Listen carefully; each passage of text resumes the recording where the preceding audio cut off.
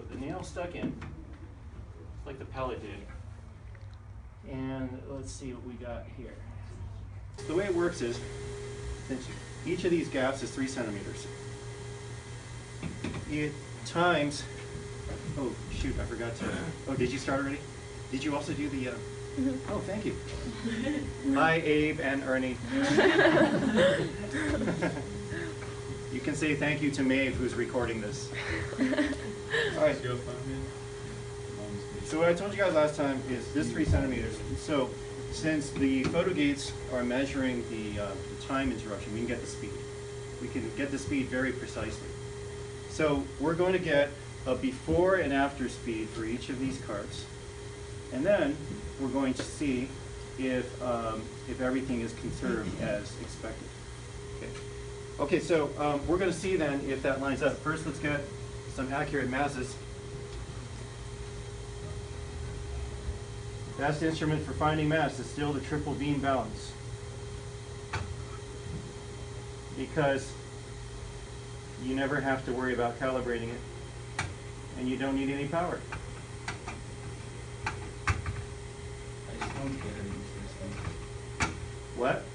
I see those things that like for like weighing like your like telling your weight, but I still never figured out how to use them. You just have to balance the weights and Well, yeah, we're actually going to learn how this works in the chapter we're about to start. Chapter 8. This is all about something called torque and rotational equilibrium. But we'll learn that in a bit.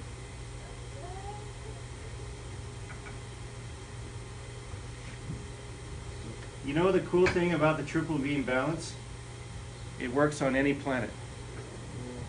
Wait. Even How? Venus will burn up. It works on any planet. Because it's all about counterbalancing. Yeah. Well, wait. And so if gravity affects the thing you're measuring less, it also affects these less. It works on any planet. But other scales. You got it, you hit it. Other scales would not, is correct. Okay, so we have here 247 grams. Please write that down, everybody. 247 grams, and we're going to call that M2. M2. Oh,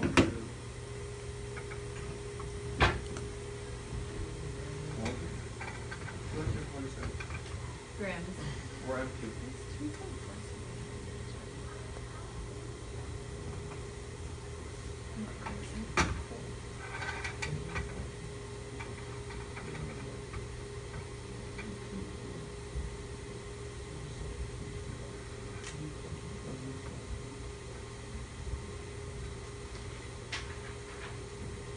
How do you read 3 things? Ah, right there.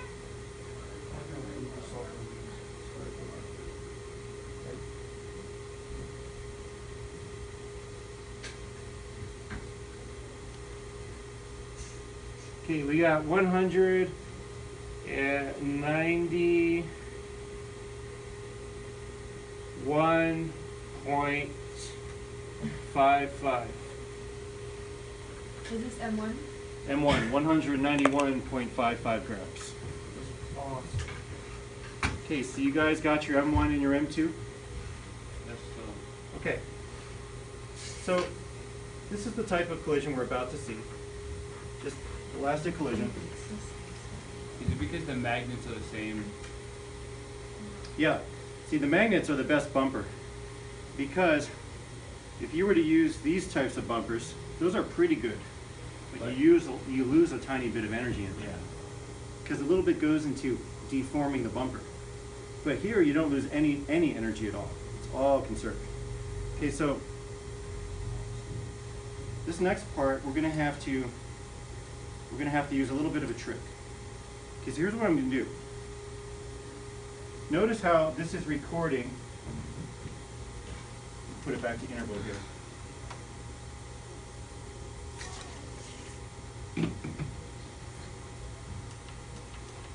Okay, so this is going to record the time. For example, watch.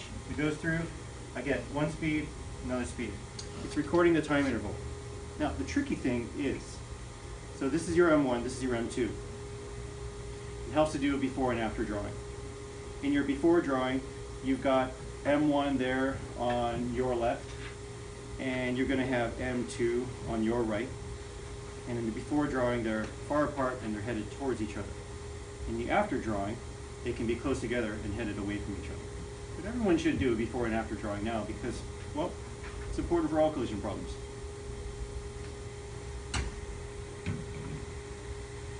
All right, so Renee, what you're going to do is you are going to do a slow-mo video Okay.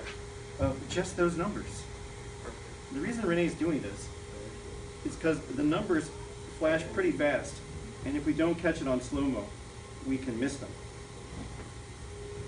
But now I need another volunteer who's alert. James. Yes, his hand was first, it's true. That's just how alert he is. James, now you have to sit here. Yeah, right in front of the camera. And what you have to do You is see which keep one costs us. exactly. You got to keep track. In other words, it might be this one, then that one, then that one, then this one, or it might be this one, that one, this one, that. You know what I mean? Yeah. Okay. This is a tough job. So Can you handle it? you've got to keep track of that. Can you do it Yes. without even writing something down? I think I'll take you long, so I don't shouldn't write. Fine. Okay. Yes, Hannah. Oh no, I'm just keeping my hand up in case you call for another volunteer. That's not being alert. It's being precaution. I had a student a couple years ago. Whenever I would ask for a volunteer, he was always first because he just wanted to do everything. It didn't even matter what it was. Even if it was getting down on his clothes and making them all black by going under a car. He didn't care. He volunteered for everything. Was it last year? 2 years ago, did you not hear? It was like 3. Bo Berry. Bo? It's his personality, right? Okay, so let's do this. You have to flip them. Now, to help you out, I'm going to do, so I'll help you out. Yes, James. So you have to flip them. Oh, duh. There we go, that's better. All right, so to help you out, James, When should I start the video? Like right now? not right now. Renee, do your job. To help you out, You're not James, being alert. I'm going to guarantee you that this one will be first. This one? Yeah. Which then. So what I'm saying is, I'm going to put this one through first.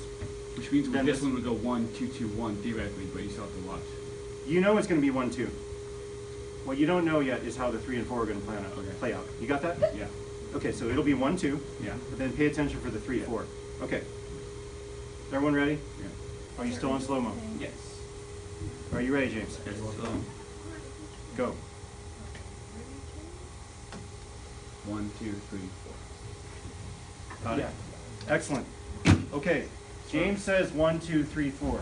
I would edit the video to do James all is slow-mo. Obviously, it's First. 1, 2, 3, Sometimes 4. auto does it so this part is in slow-mo and this part is in slow-mo at the middle, so I would move that all the way over. So Here, I just want to get the numbers. No, I see what you mean, because the end. In other words, can you play it from the beginning of the last clip only? So what I'm going to give you guys is 4 numbers. We know that it's 1, No. 1, 2, 3, 4. And then you'll have what you need for the the whole speeds. video is 125. Oh, here. Wait, I think it's not from the beginning. 92.4. What? Here, it played from the beginning. Or, yeah. That's okay. So let's do some. Here, I got you. Okay. Did you erase the other ones? Yeah, I sorry. No, I'm glad you did. Okay. Okay. You erase them. Okay, guys, 125. 92.4. Sorry. 98.2. 121. Okay, who can read all 4 back to me, please? 125. You didn't raise your hand. Go ahead, Miss Romero. 125. 92.4. 98.2. And 121. What are the units? We're going to get to that. Okay, so this, everybody, was your M2, correct? And this was your M1? Yeah. Okay, so this is going to be M1V1, M2, sorry, M1 VI, M2 VI, M1 VF, M2 VF. So 125 is what? FB1I? Now we're going back to James. Oh, shoot. James told us the order of things here. He said it was, James, one, 2, 3, 4. Okay, so that means our first data point is M2 VI. M2 VI, which is in 125 milliseconds. You're going to use that to get the speed because 3.0 centimeters divided by that milliseconds gives you the meters per second that you need, right? Okay, so that's how you're going to get your M1 V1 I. This was first, right, James? Yes. Okay, sorry, that's M2. M2 V2Y. This was second. Now second is M1 V1I. M1 V1I. And that was 92.4 milliseconds. And James, you said this one was third, right? Yes. Okay. Now that one is your M1 V1F. M1 V1F, which is 98.2. And finally, we have that one over there, which is our M2 V2F 121 milliseconds. You now have all the data you need. So with your before and after pictures, you can now set up a system of equations. One will use relative velocity, the other will use momentum. That system should give you, or should match up with the initials that we measured. So here's what you do. You're going to call these your givens. And then your activity is to see if your calculated VFs match the measured VFs.